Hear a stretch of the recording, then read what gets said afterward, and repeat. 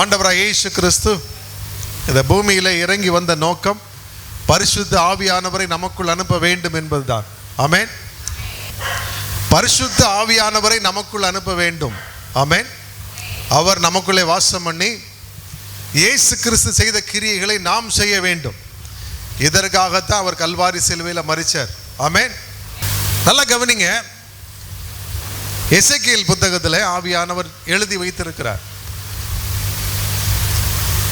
உன்னதத்திலிருந்து பரிசுத்த ஆவியானவர் ஊற்றப்படும் மட்டும் ஒரு மனுஷனுடைய வாழ்க்கையில் எந்த ஒரு மாற்றமும் வராது, ஒரு விடுதலையும் வராது. பரிசுத்த ஆவியானவர் எங்கேயும் அங்கே விடுதலை உண்டு. நான் கூட ஒரு உபதேசியாருக்கு மகன்தான். எங்கள் அப்பா ரெகுலர் சர்வீஸ் 35 வருஷம் ஒரு சிஎஸ்ஐ ஆலயத்தில் உபதேசியராக பணிபுரிந்தவர்கள். எக்ஸ்ட்ராவாக ஒரு 5 வருஷம் திரும்ப எக்ஸ்டெண்ட் பண்ணி ஊழியம் செஞ்சாங்க. எனக்கு தெரியாத சத்தியமே கிடையாது. ஆனால் ஒன்றுமே மண்டைக்குள்ளே ஏறலை. நான் பிறந்து வளர்ந்தது விளையாடினது எல்லாமே தேவாலயம்தான். எத்தனையோ சண்டே கிளாஸஸ் அட்டன் பண்ணியிருக்கிறேன், எவ்வளவோ யூத் மீட்டிங் அட்டன் பண்ணியிருக்கிறேன், கொயர்லலாம் நான் பாடியிருக்கிறேன். ட்ரெஸ்ஸை போட்டு அங்கேயே போட்டுட்டு நான் கொயர்லலாம் இருந்திருக்கிறேன். ஆனாலும் எனக்குள்ள ஒரு மாற்றம் வரல. நான் ஜெபிக்க மாட்டேன், வேதம் வாசிக்க மாட்டேன். எக்ஸாம் அன்னைக்கு மட்டும் கர்த்தரின் மேய்ப்பராக இருக்கிறார் நான். ஆமாம், அந்த மாதிரி காரியக்காரங்க பார்த்துருக்கிறீங்களா? காரியக்காரங்களை பார்த்துருக்கிறீங்களா? தேவைக்கு மட்டும் ஆண்டவரை தேடுவாங்க, மற்ற நேரங்களில் ஒதுக்கி வச்சிருவாங்க. அவருக்கு நமக்கு என்ன இல்லை, அவருக்கு நமக்கும் சம்பந்தமே கிடையாது. அப்படிப்பட்ட உலக பிரகாரமான ஒரு மனிதனாக நான் இருந்தேன். எனக்கு அருமையானவர்களே, ஆண்டவராகிய இயேசு கிறிஸ்து ஒரு நாள் என்னை சந்தித்தார். மோகன் சி லாசரஸ் அண்ணன் மூலமாக எனக்குள்ளாக ஒரு பெரிய மாற்றத்தை ஆண்டவர் கொண்டு வந்தார். பெயர் சொல்லி அழைத்து உபத்திரவத்தில் இருந்த என்னை, மரணத்தின் கட்டில் இருந்த என்னை, என் குடும்பத்தை காப்பாற்றும்படி ஆண்டவர் சகோதரன் மூலமாக பேசினார். இயேசு முதல் முறையாக என்னை தொட்ட பொழுது என் உள்ளம் உடைக்கப்பட்டது. அல்லேலூயா. இதே நம்முடைய பாளையங்கோட்டையில் பெல்பெயின்ஸ் ஆடிட்டோரியம் என்று சொல்லி ஒரு ஆடிட்டோரியம் இருக்கிறது. அந்த ஆடிட்டோரியத்தில் நடந்த கூட்டத்தில் முதல் குடும்ப கூடுகையில் முதலாவது ரட்சிக்கப்பட்ட குடும்பம் என்னுடைய குடும்பம். ஊழியத்தின் பாதையில் ஆண்டவர் அநேகரை வழி நடத்துவேன், குடும்பம் ரட்சிப்பேன்னு சொல்லி அப்பாத்திர சகோதரன் நடத்தின அந்த கூட்டத்தில் வாக்கு கொடுத்ததில் முதல் குடும்பமாக என்னை ஆண்டவர் தெரிந்து கொண்டு ஊழியத்தின் பாதையில் எடுத்து பயன்படுத்த ஆரம்பித்தார். அல்லேலூயா. முதல் மாதம் டிசம்பர் கடைசி ஞாயிற்றுக்கிழமையில் ஆண்டவர் என்னை தொட்டார், என் பெயரை சொல்லி அழைத்தார். அதற்கு அடுத்த 2006 வருஷத்தினுடைய ஜனவரி மாதத்தில் பரிசுத்த ஆவியானவர் என்னை நிரப்பினார். அப்பாத்திரன் கூட்டத்தில் நிறைய பேர் ஆவியில் நிறைஞ்சு ஜெபம் பண்ணிட்டு இருந்தாங்க. அப்போ கடைசியாக ஜெபத்தை முடிக்கும் போது எனக்குள்ள ஒரு வாஞ்ச வருது. ஐயோ, நம்ம இப்போ கேட்டால் கூட கிடைக்குமே, பரிசுத்த ஆவியானவர் நமக்குள்ளே வருவார, கேட்டு பார்ப்போம் அப்படின்னு சொல்லி நானும் கேட்டேன். ஆண்டவரே, நீங்கள் என்னை நிரப்புங்க, அப்படி நீங்கள் என்னை பரிசுத்த ஆவியில் நிரப்புனா நான் உங்களுக்காக ஊழியம் செய்வேன் அப்படின்னு சொல்லி நான் ஜெபம் பண்ணேன். பரிசுத்த ஆவியானவர் என்னை நிரப்பலை. ஆனால் அவர் ஜெபத்தை முடித்து ஆமேன் போட போகிறார். கடைசியில் என்ன போடுவோம்? ஜெபத்தை முடிக்கும் போது என்ன போடுவோம்? ஆமாம், ஆமேன் போடுற நேரம் வந்தாச்சு. சரி, இன்னைக்கு நமக்கு அவ்வளவுதான். என்னமே, எப்படி நமக்கெல்லாம் பரிசுத்த ஆவியானவர் கிடைப்பாரா, நம்மளை நிரப்புவாரா அப்படின்னு சொல்லி இன்னும் கொஞ்ச நேரம் எக்ஸ்டெண்ட் பண்ணி ஜெபம் பண்ண மாட்டாரா, நமக்காக ஜெபம் பண்ண மாட்டாரான்னு சொல்லி ஒரு ஏக்கத்தோடு அவரை பார்த்தேன். நினச்ச மாதிரி பரிசுத்த ஆவியானவர் இன்னும் கொஞ்சம் ஒரு 5 நிமிஷம் அவரை ஜெபிக்க வச்சார். என்ன அப்படின்னா, எனக்கு முன்னால் நிறைய அக்காமார் ஆவியில் நிரம்பி அந்நிய பாஷையில் பேசி ஜெபம் பண்ணிட்டு இருந்தாங்க. இப்போ சகோதரன் சொன்னார், இன்னும் கொஞ்சம் பேர் நீங்கள் வாஞ்சியோடு இருக்கிறீங்க, பரிசுத்த ஆவியை பெற்றுக்கொள்ள நீங்கள் தாகத்தோடு இருக்கிறீங்க. உங்கள் முன்னால் இருக்கிற அநேகர் ஜெபிக்கிறாங்கல்ல, அவங்கள பார்த்து யாரையாவது ஒருத்தரை பார்த்து நீங்கள் பொறாமப்படுறேன், இந்த சகோதரியை பார்த்து அல்லது அந்த சகோதரனை பார்த்து நான் பொறாமப்படுறேன் அப்படின்னு சொல்லி ஜெபம் பண்ணுங்க, கர்த்தர் உங்களை நிரப்புவார்னு சொன்ன நேரத்தில் நான் அதே மாதிரி சொல்லி ஜெபம் பண்ணேன். என்ன ஜெபம் பண்ணேன்? ஒரு அக்கா பயங்கரமாக ஆவியில் நிரம்பி அந்நிய பாஷையில் பேசி ஜெபம் பண்ணேன். அந்த அக்காவை பார்த்து நான் பொறாமப்படுறேன்னு சொன்னேன். உடனே பரிசுத்த ஆவியானவர் என்னை நிரப்பி விட்டார். அல்லேலூயா. கை காலில் அப்படி நடுங்க ஆரம்பிச்சிருச்சு. வீட்டில் வந்து முழங்கால் போட்டேன். ஆவியானவர் வல்லமையாக இறங்கி என்னோடு கூட பேச ஆரம்பித்து விட்டார். அல்லேலூயா, அல்லேலூயா. அது வரையிலும் என்னால் மாற முடியல. அதுக்கப்புறம் நிறைய காரியங்களில் ஆண்டவராய் இயேசு கிறிஸ்து எனக்குள்ளாக பெரிய மாற்றங்களை கொண்டு வந்தார். டிபார்ட்மெண்ட்டில் வேலை பார்க்குற இடங்களில் பெரிய ஒரு மாற்றம். அதே போல் ஆவிக்குரிய ஜீவியத்தில் ஒரு பெரிய மாற்றத்தை உணர ஆரம்பித்தேன். இயேசு என்னோடு கூட பேசுகிறதை நான் ஒவ்வொரு நாளும் உணர ஆரம்பித்தேன். ஆண்டவர் பரிசுத்த பாதையில் நடத்த ஆரம்பித்தார். பழைய எல்லா பாவங்களையும் ஒவ்வொன்றாக விடும்படிக்கு இதெல்லாம் விட்டுடலாமேன்னு சொல்லி மேய்ப்பனுடைய குரலை கேட்க ஆரம்பித்தேன். அல்லேலூயா, அல்லேலூயா. வேதம் சொல்லுகிறது இயேசு கிறிஸ்து தான் நல்ல மேய்ப்பன். உலகத்தில் அநேக மேய்ப்பர்கள் இருக்கிறாங்க. ஆனால் அவங்கெல்லாம் நல்ல மேய்ப்பர்கள் கிடையாது. ஈவன் எந்த ஒரு மனுஷனையும் நீங்கள் என்ன செய்யக்கூடாது, நம்பக்கூடாது. நான் எங்கே போகணும்? பரலோகத்துக்கு போகணும். அப்போ உங்களால் பரலோகத்துக்கு போக முடியுமா? உங்களை அழைச்சிட்டு போகிற ஒருத்தர் இருக்கிறார். அல்லேலூயா. அவர் தான் பரிசுத்த ஆவியானவர். இயேசு கிறிஸ்துவின் நாமத்தினாலே நாம் ஜெபிக்கும் பொழுது நமக்குள்ளே வருகின்ற பரிசுத்த ஆவியானவர், அவர் நமக்கு உள்ளே வாசம் பண்ணுகிறவர். அவர் தன்னுடைய குரலை எழுப்பிக் கொண்டே இருப்பார். இந்த காரியத்தை செய்யாத, இந்த காரியத்தை செய்யன்னு சொல்லி அவர் நம்ம ஏவும் பொழுது நாம மறுத்துடக்கூடாது. ஆண்டவர் வந்து லோத்தை பார்த்து சொன்னாரு, அந்த மலைகளுக்கு ஓடிப்போ அப்படின்னு சொன்னார். அவன் என்ன சொன்னான்? நான் அந்த சமனான வெளிகளில் போகிறேன், அந்த ஊருக்கு போகிறேன் அப்படின்னு சொன்னான். சரிதானா? போகிற வழியில் அவனுடைய மனைவி உப்பு தூணாக மாறி போனாள். நல்லா கவனிங்க. அப்போ ஆண்டவர் சொல்லுகின்ற வார்த்தையை கேட்டு நாம் நடக்க பழகணும். இப்போ அப்பா அம்மா வந்து உங்களுக்கு சொல்லுவாங்க, சின்ன பிள்ளைங்களுக்கு சில ஆலோசனைகளை சொல்லுவாங்க. என்ன சொல்லுவாங்க? ரொம்ப நேரம் செல்ஃபோனை பார்க்காத அப்படின்னு சொல்லுவாங்களா? சொல்கிறாங்களா? சொல்கிறாங்க. எதுக்கு சொல்கிறாங்க? இப்போ இந்த லைட்டை வந்து ஒரு மணி நேரம் நீ வச்ச கண்ணு வாங்காமல் பார்த்துட்டு இருந்தா உனக்கு எவ்வளவு கண்ணில் பாதிப்பு வரும். இதுவும் கிட்டத்தட்ட ஒரு 20 வாட்ஸ் பல்ப் மாதிரி தான். இந்த செல்ஃபோனும் 20 வாட்ஸ் பல்ப் மாதிரி தான், 18 வாட்ஸ் பல்ப் மாதிரி தான். நீ அதை ஒரு மணி நேரம் பார்த்தீங்கன்னா உன்னுடைய கண் நரம்புகள்லாம் பாதிக்கப்பட்டு மூளை வரைக்கும் பாதித்து கடைசியில் பிளைண்ட்னஸ் வந்துடும், குருட்டு கண்ணாக மாறிடும். நாளாக நாளாக அந்த கண்ணாடியெல்லாம் பவர்லாம் கூடி கடைசியில் பார்த்தீங்கன்னா ஒரு ஸ்டேஜில் வந்து உன்னால் எதுவுமே செய்ய முடியாமல் ஆகிடும். அதுக்கு தான் அவன் நல்லது தான் சொல்கிறாங்க. அப்போ பரிசுத்த ஆவியானவர் உங்களுடைய பெற்றோர் மூலமாக உங்களுக்கு ஆலோசனை கொடுக்கும் பொழுது நீங்கள் என்ன செய்யணும்? உடனே கேட்டு ஒரு 5 நிமிஷம் 10 நிமிஷம் நீங்கள் உங்கள் ஒரு டைம் பாஸ்க்காக பயன்படுத்திட்டு என்ன செஞ்சிடணும்? அப்பா அம்மாட்ட செல்ஃபோனை கொடுத்துடணும். அப்போது நல்லா படித்தா உங்களுக்கு நல்ல மரியாதை. பரிசுத்த ஆவியானவர் உங்களுக்கு நல்ல பெற்றோரை கொடுத்துருக்கிறாரு, நல்ல ஸ்கூலை கொடுத்துருக்கிறாரு, நல்ல டீச்சர்ஸை கொடுத்துருக்குறாங்க அப்படின்னா அப்போ அவங்க மூலமாக வருகிற ஆலோசனைகளை நீங்கள் என்ன செய்யணும்? கேட்கணும். கேட்டு அதன்படி நடக்கணும். பரிசுத்த ஆவியானுடைய சத்தத்திற்கு நீங்கள் செவி கொடுக்க ஆரம்பிச்சிங்கன்னா நல்ல பாதைகளை அவர் காட்டும் பொழுது அதன்படி நடக்க செவி கொடுத்தா உங்கள் வாழ்க்கையில் அநேக நன்மைகள் உண்டாகும். அல்லேலூயா, அல்லேலூயா. அதாவது புக்கை எடுத்தால் எக்ஸாமடா நீங்கள் அப்பா கேட்பாங்க என்கிட்ட.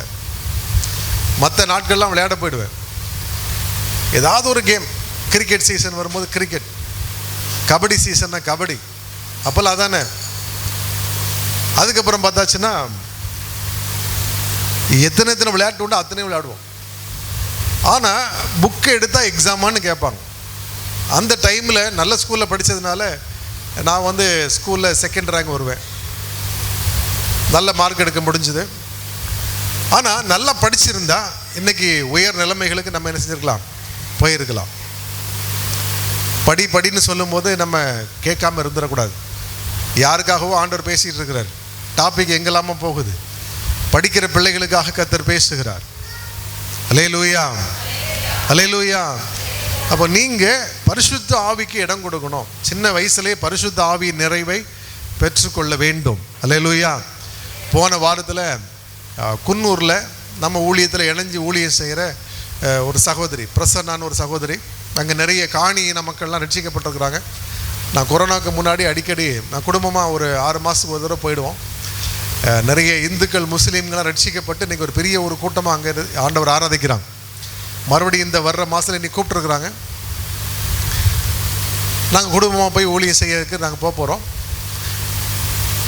அந்த சகோதரனுடைய மகள், அந்த மகளுக்கு ஒரு பலவீனம், சாப்பிட முடியாது, வயிற்று வலி, நிறைய பிரச்சனை இருந்துச்சு. அப்போ ஒரு நாள் நான் சொன்னேன், நீ இயேசுவின் ரத்தம் அப்படின்னு சொல்லி ஜெபம் பண்ணுமா, ஏசப்பா உன்னை விடுவிப்பாருன்னு சொன்னேன். இப்போ இயேசுவின் ரத்தம் ஜெயம், இயேசுவின் ரத்தம் ஜெயன்னு அவள் சொல்லிக்கிட்டே இருக்கும் பொழுது அப்படியே ஒரு பெரிய ஒரு ரிங் அவளை விட்டு தூக்கி எறியப்படுகிறதை நான் பார்த்தேன். அந்த நேரத்தில் கர்த்தர் விடுதலை கொடுத்தார். அல்லேலூயா, அல்லேலூயா. அதோடு கூட ஒரு பெரிய அனுபவத்திற்குள்ளாக அவள் கடந்து வர ஆரம்பித்தாள். நான் ஜெபம் பண்ண அவள் அப்படியே பரலோகத்திற்கு அப்படியே எடுத்து செல்லப்படுகிற ஒரு அனுபவத்தை பெற்றுக்கொண்டாள். அல்லேலூயா. நான் கொஞ்ச நேரத்தில் அப்படி ஜெபம் பண்ணி முடிச்சுட்டேன். அவள் அப்படியே தூங்கிட்டா. அன்னைக்கு நைட்டு முழுக்க ஆண்டோடைய கரத்தை பிடித்து பரலோகத்திலேயே நடந்திருக்கிறாள். ஏசப்பா கிட்ட முகமுகமாக பேசியிருக்கிறாள். அல்லேலூயா. அவளுடைய வாழ்க்கையில் பெரிய மாற்றம், ஒரு பெரிய ஒரு விடுதலை உணர்ந்து அவள் இன்று நல்லா ஜெபிக்க ஆரம்பிச்சிட்டா. அடுத்த நாள் காலையில் ஃபோன் போட்டு ரொம்ப ஆர்வத்தோடு என்கிட்ட சொன்ன, அங்கிள் நீங்கள் ஜெபம் பண்ணி முடிச்சுட்டு நான் உடனே தூங்க போனேன். இப்படி நான் பரலோகத்தில் இரவு முழுவதும் தேவனோடு கூட இருந்தேன். அப்போ நான் ஏசப்பா இப்படி இருப்பாரா அப்படி இருப்பாரான்னு ஆமாம் ஆமாம் அப்படின்னா நான் எப்படி பார்த்தேனோ அதே மாதிரி அவள் பார்த்துருக்கிறாள். பாருங்கள், எனக்கு அருமையான தேவனுடைய பிள்ளைகளே, பரிசுத்த ஆவியானவர் உங்களுக்குள் வரும் பொழுது நீங்கள் பலனடைந்து உலகமெங்கிலும் சாட்சிகளாக எழும்புகிறீங்க. ஆமேன் சொல்லுங்க பார்க்கலாம். அல்லேலூயா. இப்போ பரிசுத்த ஆவியை பெற்றுக்கொள்ளணும். ஆமேன்.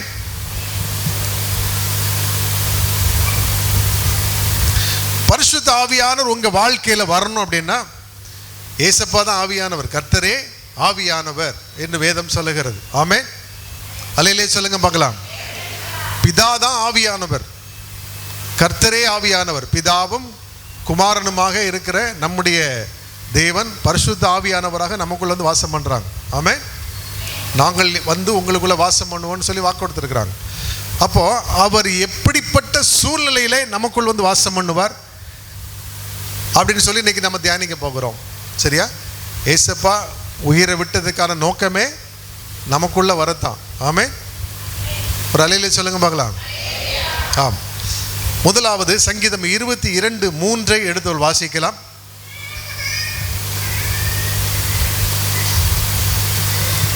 சங்கீதம் 22:3.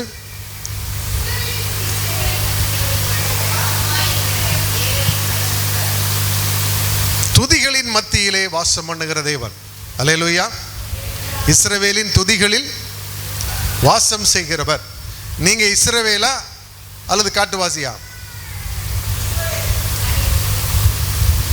நீங்க இஸ்ரவேலா காட்டுவாசியா? இஸ்ரவேல் தானே. எப்படி சொல்றீங்க நீங்க இஸ்ரவேல்னு? பைபிள் வசனத்தை வச்சு நம்ம பார்க்கும்போது ஆண்டவராக இயேசு கிறிஸ்து தன்னுடைய சீஷர்களுக்கு ஒரு ஆலோசனை, ஒரு அறிவுரை சொன்னார். நீங்க முதலாவது எங்க போகணும்? காணாமல் போன இஸ்ரவேல் வீட்டாரிடத்திற்கு போங்க அப்படின்னு சொல்லி ஆண்டவர் சொன்னார். சொல்றது புரியுதா? முதல்ல எங்க போய் சொன்னாரு? காணாமல் போன ஆடுகளாகிய இஸ்ரவேல் வீட்டாரிடத்திற்கு போங்கன்னு சொல்லி சீஷர்கள் 12 பேருக்கும் அங்கே கட்டளை கொடுத்தார். இப்போ நம்ம இடத்துக்கு, நம்ம ஊருக்கு யார் வந்தா தெரியுமா? எந்த சீஷர் வந்தார் தெரியுமா? யார் வந்தா? யார் வந்தா நமக்கு என்ன, அப்படிதானே? தெரியுமில்ல, தோமா வந்தார் தெரியுமா? நம்ம ஊர் வழியாக தான் போயிருக்கிறார். திருநெல்வேலி வழியாக நேராக சென்னைக்கு போயிருக்கிறார். சரியா? கொச்சினில் இறங்கினார். திருநெல்வேலி அந்த நாகர்கோயில் திருநெல்வேலி வழியாக சென்னையில் போய் ஊழியம் செஞ்சு அங்கே மரித்து போனார். அங்கே இருந்த நிறைய இந்து சகோதரர்கள் அவரை ஈட்டியால் குத்தி கொண்டுட்டாங்க, ரத்த சாட்சியாக மரிச்சார். அந்த இடத்துக்கு பேர் தான் சென்ட் தாமஸ் மவுண்ட் அப்படின்னு சொல்கிறாங்க. சரியா? அங்கே அவர் மரித்த இடம் இருக்குது. அவருடைய சரீரம் இன்றைக்கும் அந்த சாந்தோம் சர்ச்சில் வைக்கப்பட்டிருக்கிறது.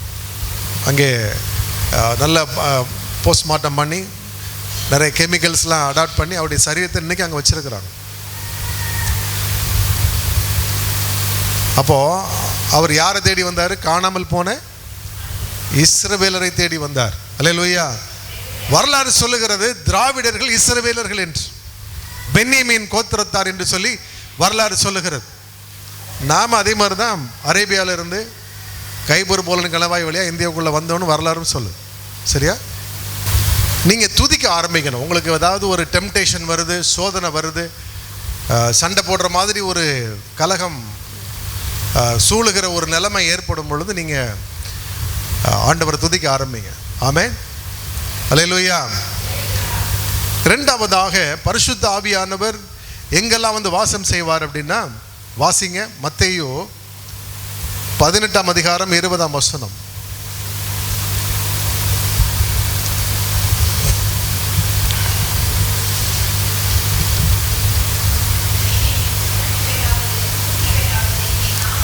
ரெண்டு பேராவது 3 பேராவது என்னுடைய நாமத்தினாலே எங்கே கூடி இருக்கிறார்களோ அங்கே அவர்கள் நடுவிலே இருக்கிறேன் என்றார். சொன்னது யாரு?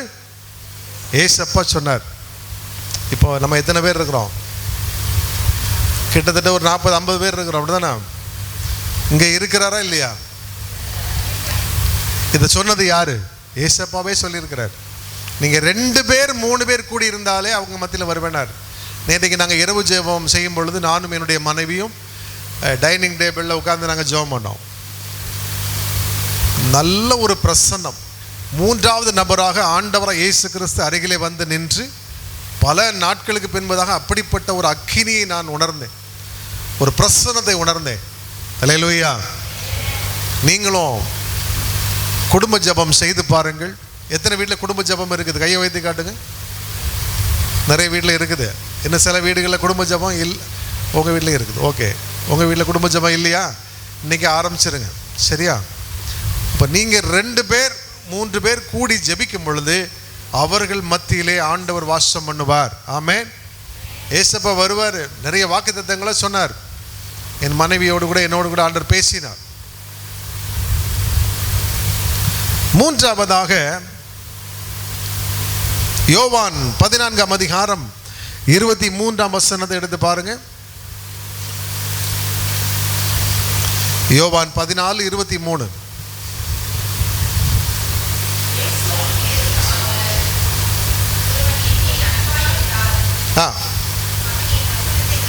அவன் என் வசனத்தை கை கொள்வான். யாரு? ஆண்டவர் மேல அன்பா இருக்கிறவன் அவருடைய வசனத்தை என்ன செய்வான்? கை கொள்ளுவான். அவனில் என் பிதா அன்பாய் இருப்பார், நாங்கள் அவனிடத்தில் வந்து அவனோடு வாசம் பண்ணுவோம். அல்லேலூயா சொல்லலாமா? ஹலோ, நல்ல கவனிமா, நல்ல கவனிமா. அதாவது வசனத்தை கை கொண்டா அவனுக்குள்ள யார் வந்து வாசம் பண்ணுவாங்களாம்? பிதாவாகிய தேவனும் இயேசு கிறிஸ்துவும் பரிசுத்த ஆவியானவராக வந்து என்ன செய்வாங்க? வாசம் செய்வாங்களாம். அல்லேலூயா. சரி, வசனம் என்ன சொல்லுது? தேவன் தன்னை ஒருவனும் பரியாசம் பண்ண விட மாட்டார். பரியாசம் பண்றதுன்னா என்னது? கிண்டல் பண்ண விட மாட்டார். தெரியுமா உங்களுக்கு? வசனத்தை சொல்லி கிண்டல் அடிக்கிறது என்ன? பாட்டு பாடி கிறிஸ்தவ பாடலில் பாடி கிண்டல் அடிக்கிறது, இதெல்லாம் செய்யக்கூடாதுன்னு வசனம் சொல்லுது. எந்த இடத்துலையும் வசனத்தை சொல்லி யாரையும் விளையாட்டுக்கு பேசுறேன்னு சொல்லி கர்த்தருடைய வார்த்தை என்ன செஞ்சிடக்கூடாது? பயன்படுத்தி விடக்கூடாது. பயபக்தியாக பேச வேண்டியது கர்த்தருடைய வார்த்தை. அல்லேலூயா. ஆமா, ஆண்டவர் சொல்லியிருக்கிறார், என்னுடைய வார்த்தை ஒன்றும் தரையில் விழாது. அது செய்ய வேண்டிய காரியத்தை செய்யும்படி, அது வாய்க்கும்படி என்னுடைய வார்த்தை அதை உருவாக்கும். செய்து முடிச்சுட்டு என்கிட்ட திரும்புங்கன்னு சொல்றாரு. அதனால கர்த்தருடைய வார்த்தையை கவனமா பயன்படுத்தணும். அதே மாதிரி கர்த்தருடைய நாமத்தை வீணிலே வழங்கக்கூடாது. கர்த்தருடைய நாமத்தை என்ன செய்யக்கூடாது? தேவையில்லாம பயன்படுத்தக்கூடாது. யெகோவா என்கிற நாமத்தை, சர்வ வல்லமுள்ள தேவனுடைய நாமத்தை வீணாக பயன்படுத்தக்கூடாது. நம்ம நினைச்சதுதான் கரெக்ட், நம்ம சொல்றதெல்லாம் சரின்னு சொல்லி நினைச்சிடக்கூடாது. பயபக்தியோடு அவருடைய நாமத்தை என்ன செய்யணும்? ஆராதிக்கணும். அந்த வார்த்தையை பயபக்தியோடு சொல்லணும். அப்படி நம்ம கை கொண்டு நடந்தால் அவர்களுக்குள்ளே பிதாவாகிய தேவனும் இயேசு கிறிஸ்துவும் பரிசுத்த ஆவியானவராக வந்து என்ன செய்வாங்க? வாசம் பண்ணுவாங்க. உங்கள் உடம்புல எங்கே இருப்பாங்க தெரியுமா? இருதயத்தில் இருப்பாங்க.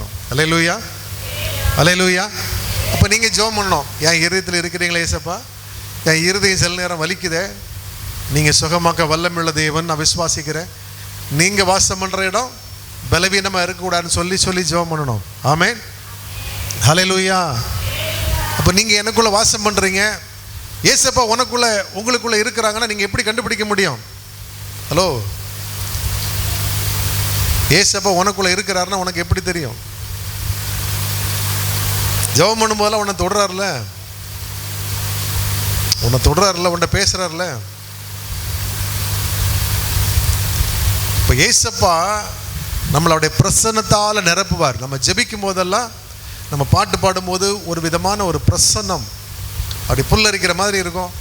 அப்படி தண்ணியை தூக்கி தரையில் ஐஸ் வாட்டர் தூக்கி கொட்டுற மாதிரி இருக்கும். சில நேரம் அப்படி அக்கினியாக இறங்கும். சரியா? ஜெபிக்கும் போது கண்ணீர் வருதா? எத்தனை பேர் கண்ணீர் வருது? அப்போ நல்ல பிரசன்னம் இறங்குகிறதுன்னு அர்த்தம். அல்லேலூயா, அல்லேலூயா.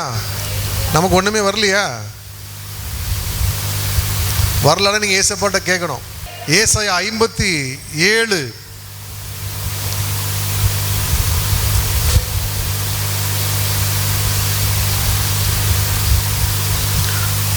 15 வாசிங்க.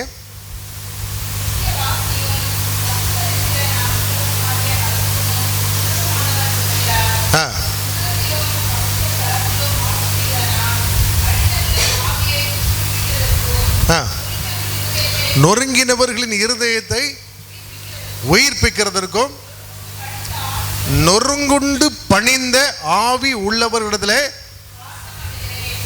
வந்து வாசம் பண்ணுகிறேன் என்று சொல்லுகிறார். இந்த வசனத்தை நீங்கள் நல்லா குறித்து வச்சுக்கோங்க.